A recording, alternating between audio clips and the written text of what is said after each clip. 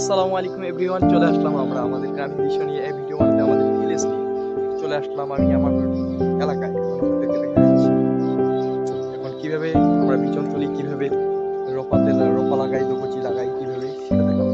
এই যে দেখেন বিচন বাচ্চা ফলাই অনেক সুন্দর, অনেক সুন্দর দেখা যাচ্ছে। এক ভাই বিচন তুলতে, তার সাথে আমরা আলাপ করবো। ভাই আপনি কি করতেছেন ভাই?